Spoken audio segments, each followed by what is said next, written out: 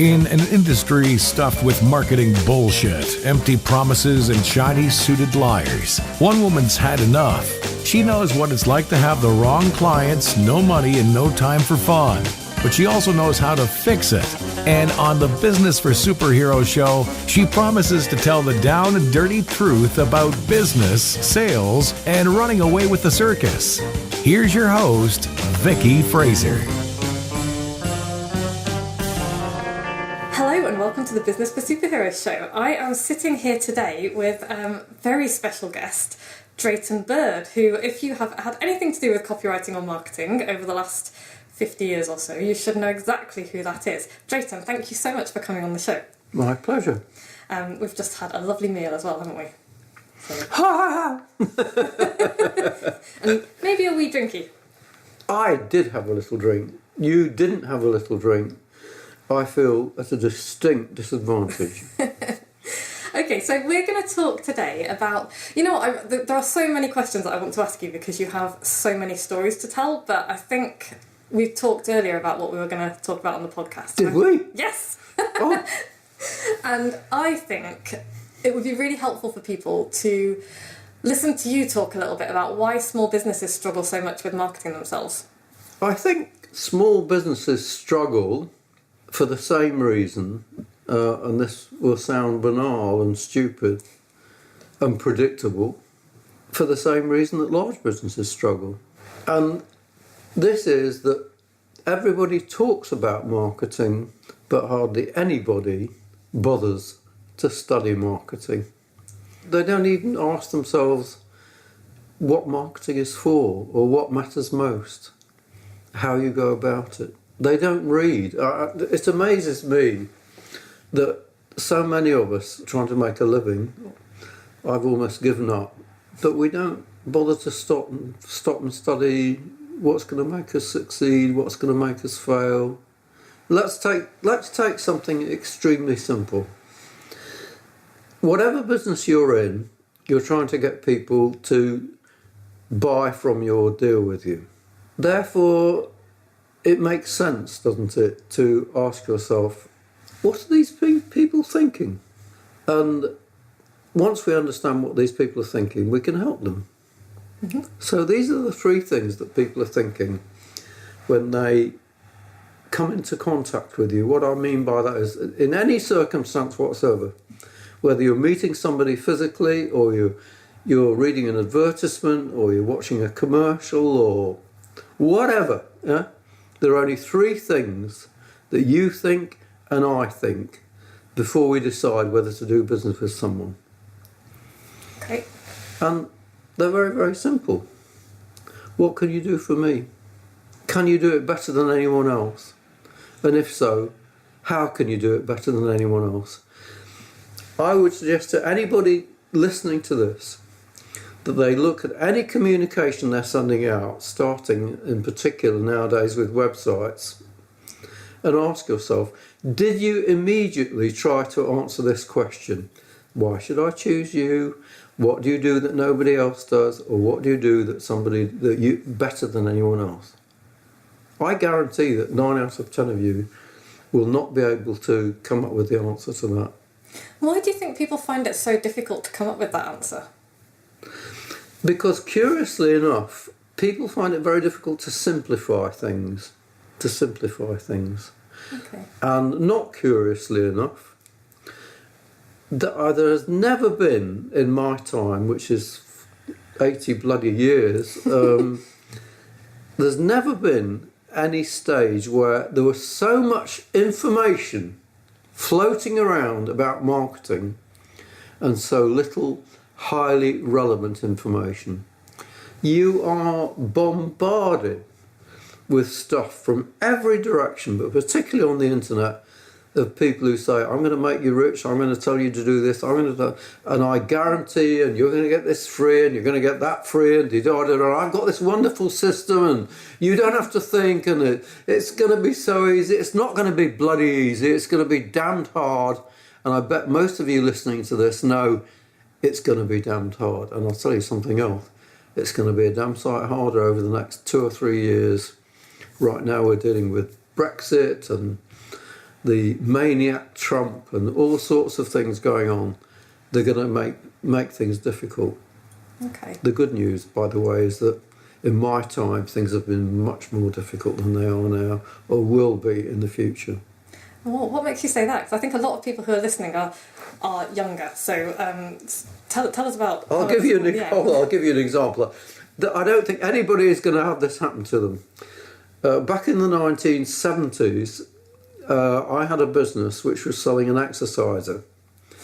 And you wouldn't think, Toast, to look at me, and you don't have the misfortune to look at me at the moment, but if you wouldn't think I was particularly fit or I knew anything about it, but I made my name in the marketing business to some extent by selling a thing called the Bull Worker, which was an exercise that made you big and strong, and it's God knows how many people I've met or heard of who've actually bought it. That was how I made my name, slogging this thing.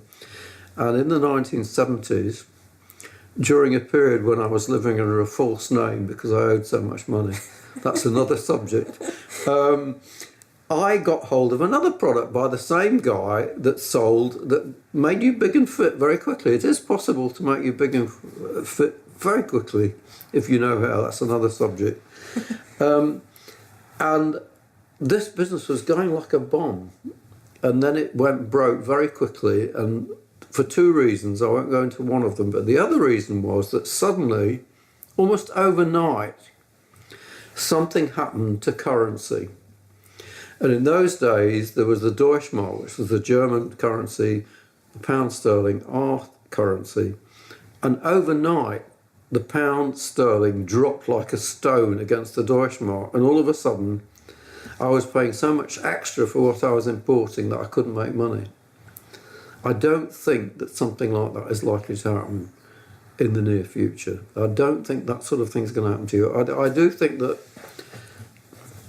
one hates to say this, as it sounds like a senile old goat, but I don't think things are as hard now, no matter what happens, as they were then. Okay, well that's good to know. How did you deal with that currency drop? I went broke. Is that what led to the false This name? is a useful piece of information for those of you who ever find this in this situation. What do you do when you go broke? Yeah. It's happened to me twice. The technique I used was I went to my principal creditor and I cried. And did that work? Well, it's very difficult to do with somebody who's crying. What do they do? I found that really. This is very technical stuff I'm coming up with now. I cried. When in doubt, cry. I think that's quite a good rule for life, actually. Okay, so tell us a little bit about your living under an assumed name, because that is an amazing story. But I also want to know, because I know that business owners worry a lot about failing and what's the worst that can happen. And I haven't heard many stories that can top I had to live under an assumed name for many years. And I'm just looking around at where we're sitting right now, which is in your very lovely living room. So tell us a little bit about that. You know, what happened and how did you get out of it? Lovely lounge. Well, somebody once said that you only have to succeed once. And other people have said that you have to keep on going, failing and failing until you eventually succeed. And that certainly happened with me. And what happened with me was that I was in the advertising agency business and I got fascinated by direct marketing. And if you find it boring when I use the phrase direct marketing, just let me remind you that what direct marketing means is anything sold directly. And that means everything on the internet. It's all done. So the biggest medium in the world today, it's all direct. Yeah. So I was trying to sell things directly, and I was doing very well selling things directly, and I made a number of incredibly stupid mistakes. And by the way, you learn a hell of a lot more from your mistakes than your successes, because when you're successful, you say, well, let's go and have another drink. Well, I did anyhow. But when you fail, you have to think, oh, where did I go wrong? So you learn more from failure than you do from success.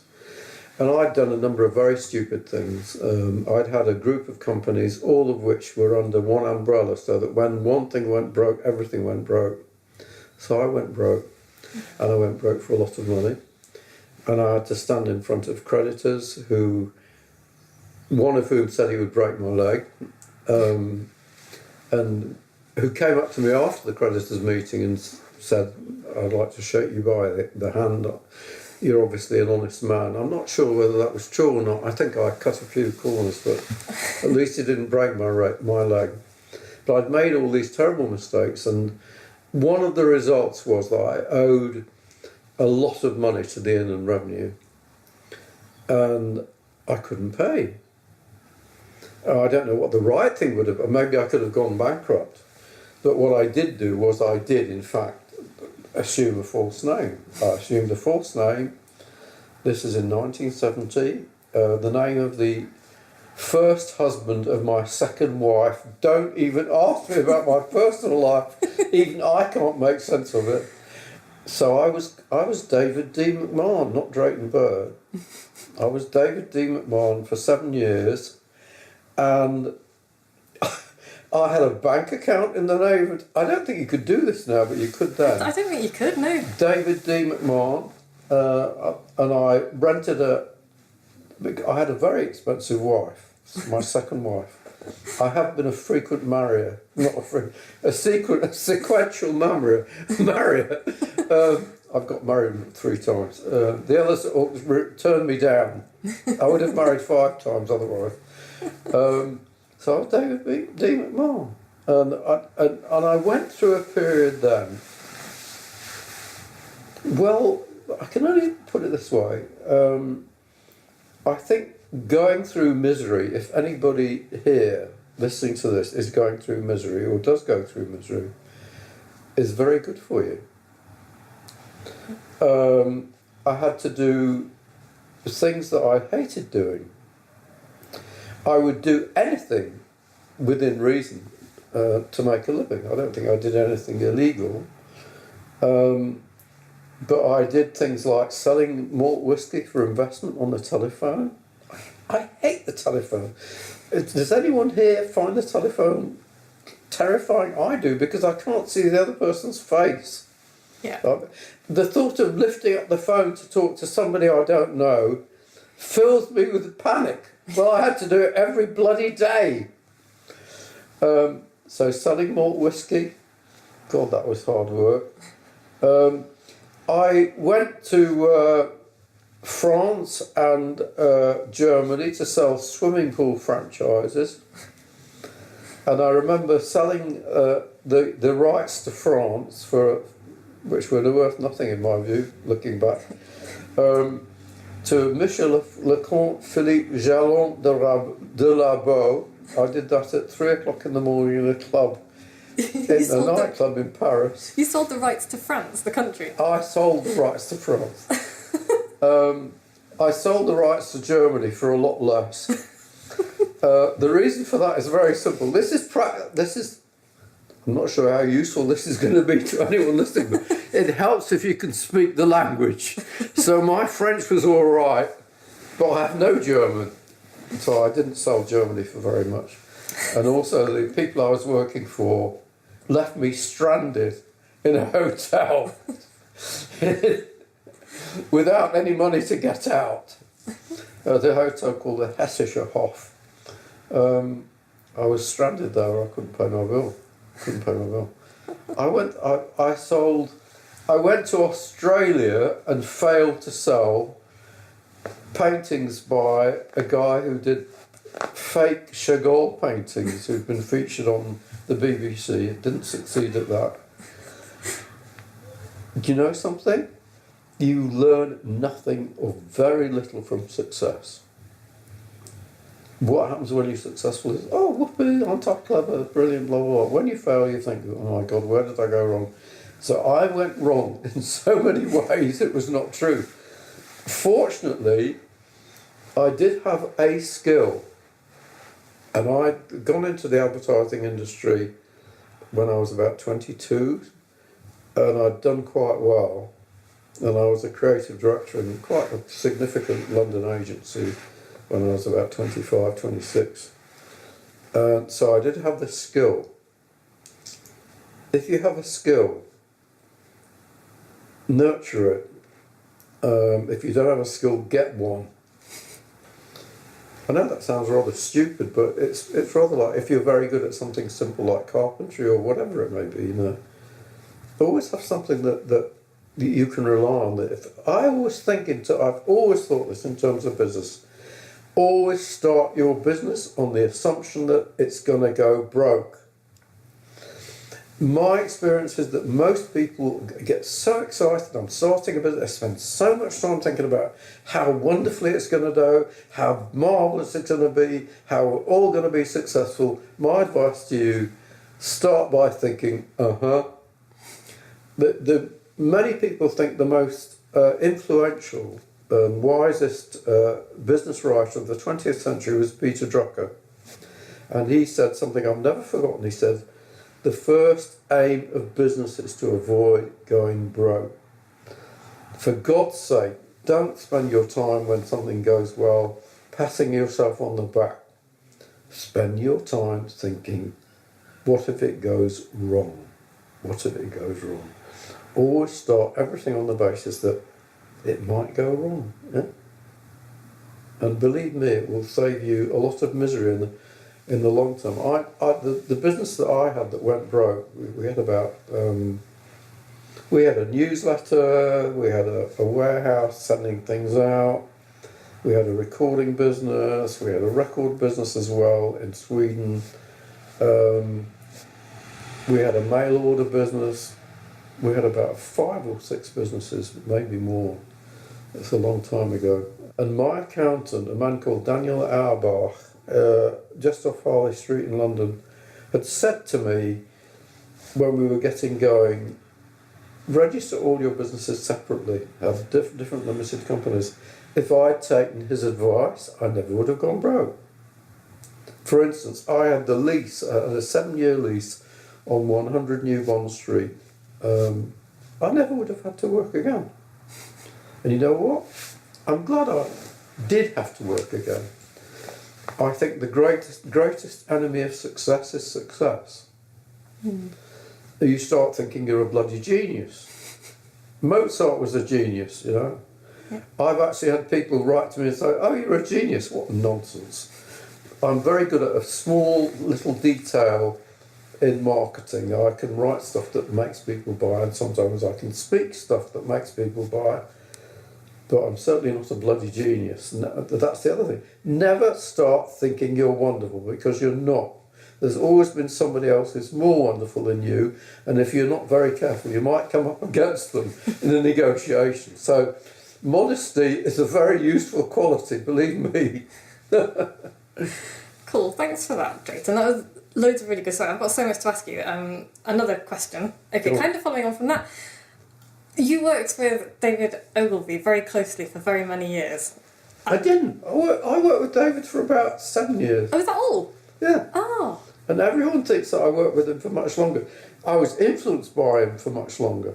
Okay. What were you going to ask me? Well, was it really like Mad Men back then? Oh, I mean, this has got nothing to do with David. I mean, I know a lot of the Mad Men programme was, following people like him. They did their research very well. But it was the whole atmosphere of the business. It was totally different. When I went into advertising in the very early 1960s, it just was a totally different game. There was a lot more money around. People don't realise it. Nowadays there are many different media and forms of marketing, ways of reaching people, ways of doing things than there were then. And in those days, somebody with a good advertising agency could really make a hell of a lot of money. I mean, my first job in London was with an agency which was brought out by Leo Burnett, the big advertising group. And I remember that 2 of the directors used to drive in Rolls Royces. Wow. the agency I worked in before, which was the largest outside London, called Osborne Peacock, he had a Rolls Royce. His name was God. There was a lot of money around. There was a system that was the 15% system, where whenever people booked a medium, and you remember there was only originally the newspapers, that was it, and then television came in. I can remember all that. 15%. It was a huge margins were huge. A lot of money sloshing around, and certainly, when I had my first job as a creative director in an agency in London, big slap-up lunches.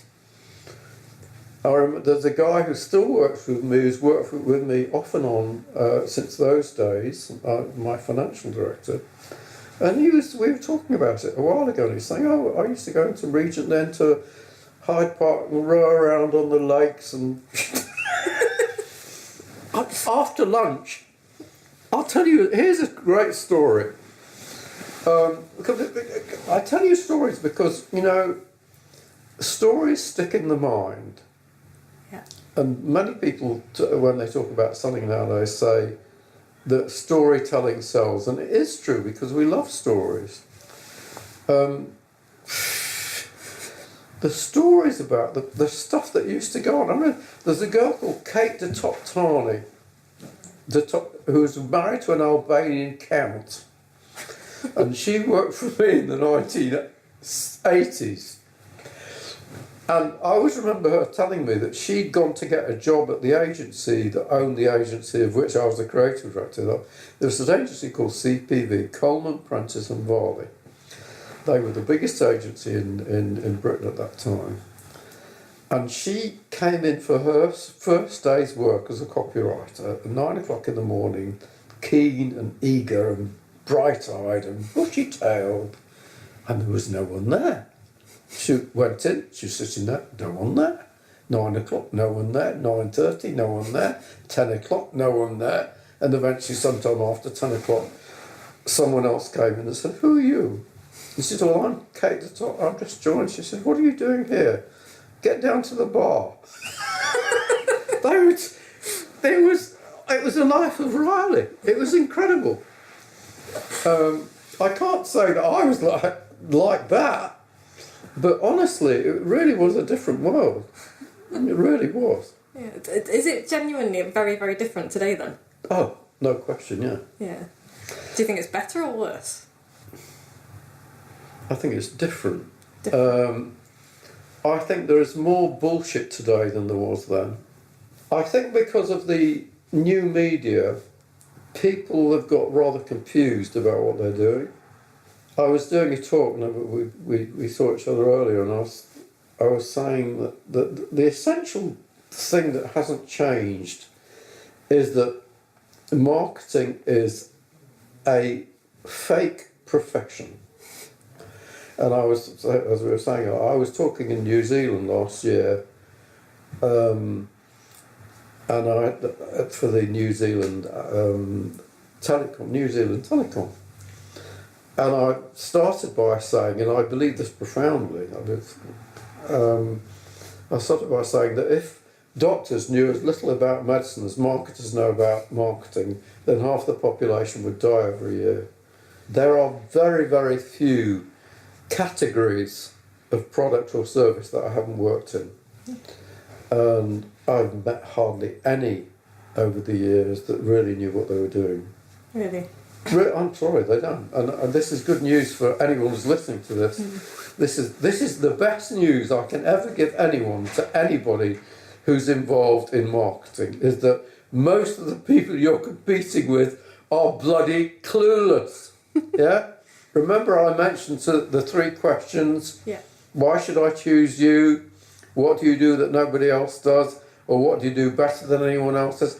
Go, just to prove my point, get online, go and have a look at the first 20 websites you come across, and ask yourself, and before you ask yourself, remember this, that the average customer, according to research, has slightly less than the attention value of this or whatever of a goldfish. They watch things for 8 seconds before they give up. Yeah. So ask yourself, if within 8 seconds that communication is not beginning to answer immediately one of those questions: why should I choose you?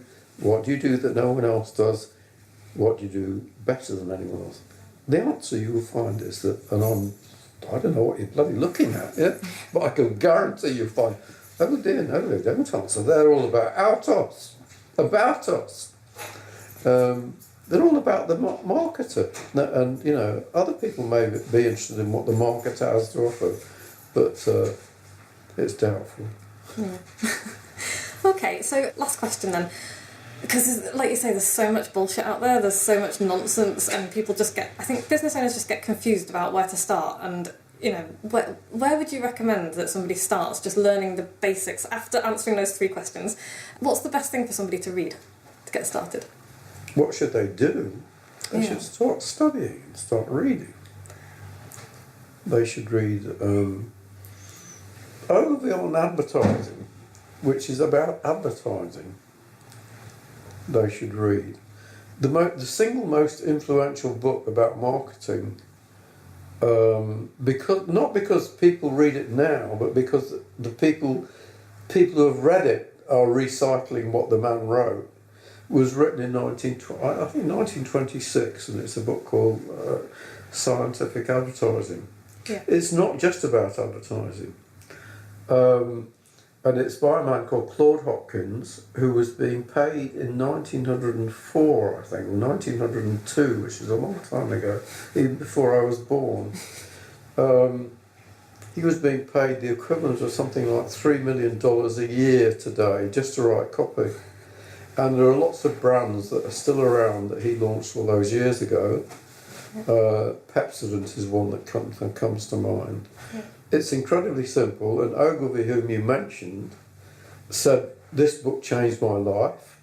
I've read it God knows how many times. It's very short. Yeah. It's available, by the way, on my website, which has got the very original name of DraytonBird.com. You can get it free. And honestly, I really recommend you read it.